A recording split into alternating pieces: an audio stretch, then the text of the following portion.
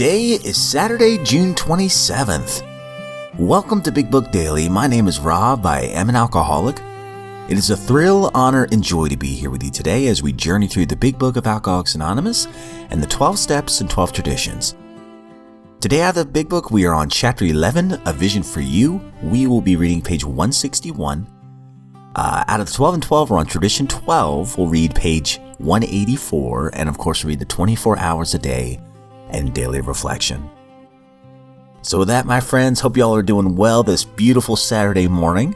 I hope you're watching some Saturday morning cartoons.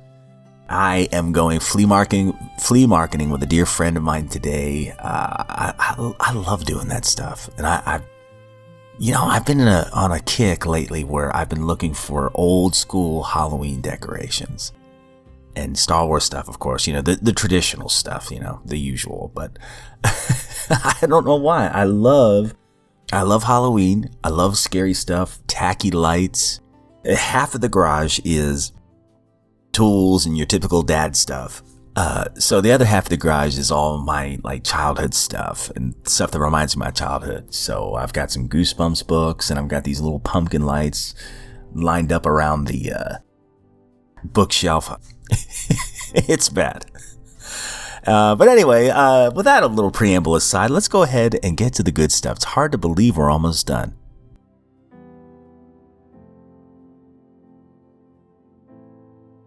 All right, my friends. So if you recall from yesterday's reading, we've been talking about this couple that opened their home to alcoholics and having meetings here.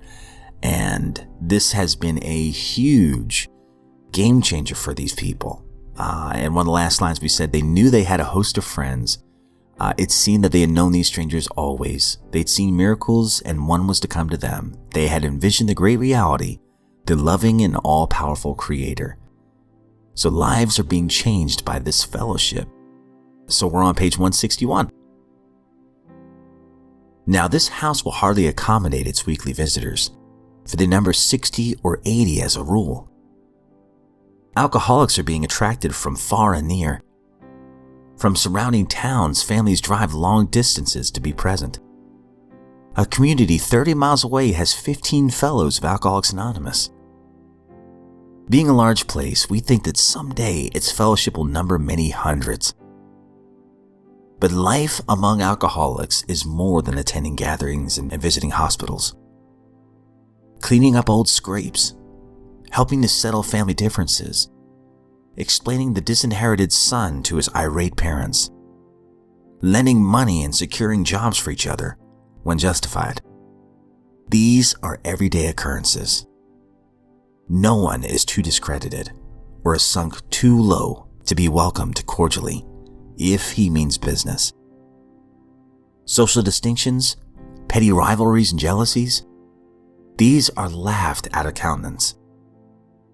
Being wrecked in the same vessel, being restored and united under one God, with hearts and minds attuned to the welfare of others. The things that mattered so much to some people no longer signify much to them. How could they?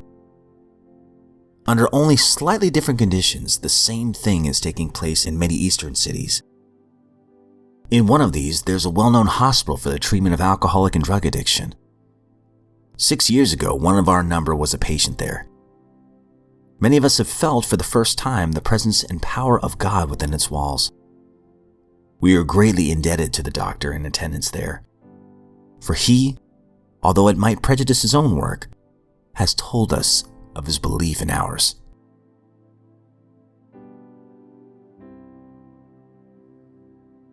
Out of the 12 and 12, we're on Tradition 12. Anonymity is the spiritual foundation of all of our traditions, ever reminding us to place principles before personalities. The spiritual substance of anonymity is sacrifice. Because AA's 12 traditions repeatedly ask us to give up personal desires for the common good, we realize that the sacrificial spirit, well symbolized by anonymity, is the foundation of them all. It is AA's proved willingness to make these sacrifices that gives people their high confidence in our future. But in the beginning, anonymity was not born of confidence. It was a child of our early fears. Our first nameless groups of alcoholics were secret societies. New prospects could find us only through a few trusted friends. The bare hint of publicity, even for our work, shocked us. Though ex-drinkers, we still thought we had to hide from public distrust and contempt. When the Big Book appeared in 1939, we called it Alcoholics Anonymous. Its foreword made this revealing statement. It is important that we remain anonymous because we are too few at present to handle the overwhelming number of personal appeals which may result from this publication. Being mostly business or professional folk, we could not well carry on our occupations in such an event. Between these lines, it is easy to read our fear that a large numbers of incoming people might break our anonymity wide open.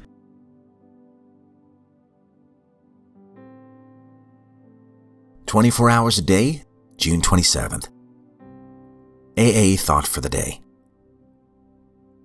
If you can take your troubles as they come, if you can maintain your calm and composure amid pressing duties and unending engagements,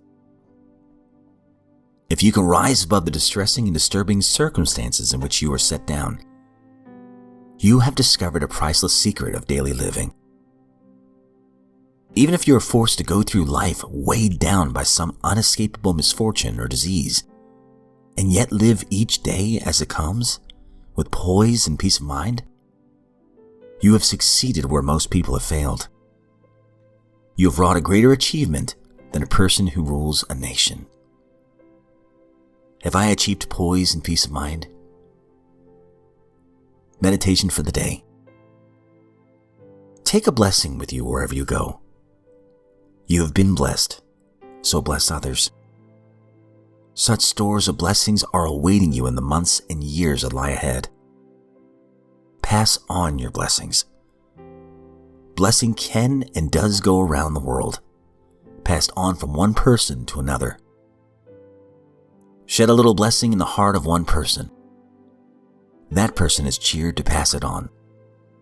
And so God's vitalizing, joy-giving message travels on. Be a transmitter of God's blessings. Prayer for the day. I pray that I may pass on my blessings. I pray that they may flow into the lives of others.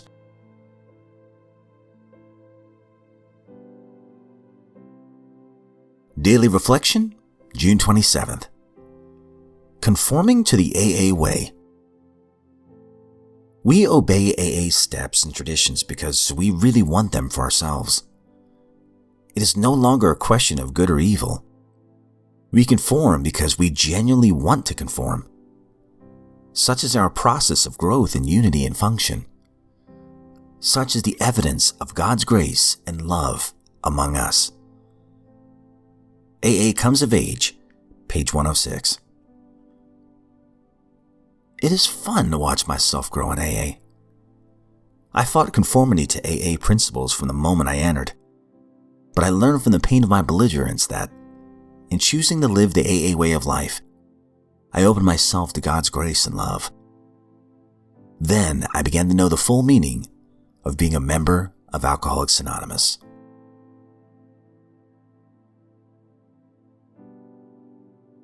All right, my friends, that concludes today's reading. I love the 24 hours a day today.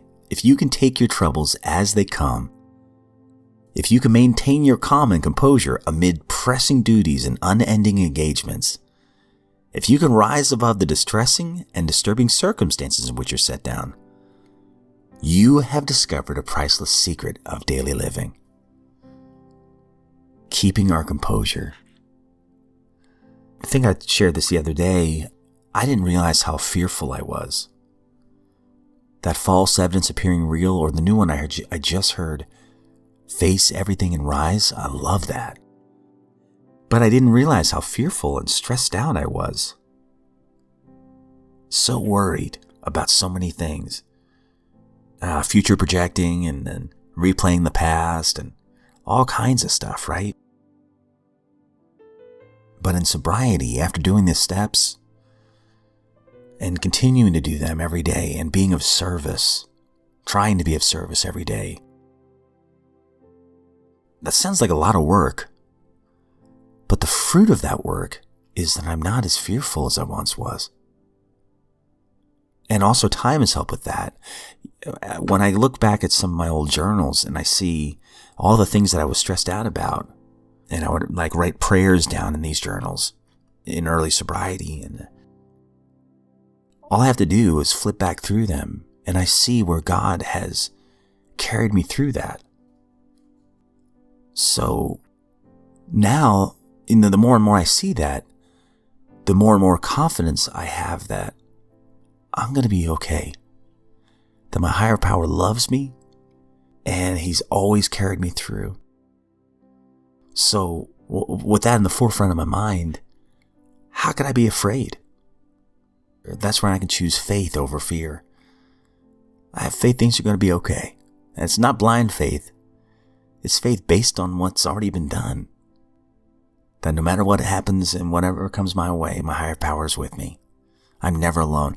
And then, the beautiful thing is, all these things I was so fearful of, 90% of those things never happen or they're not true. But maybe the 10% or so that do happen or are true.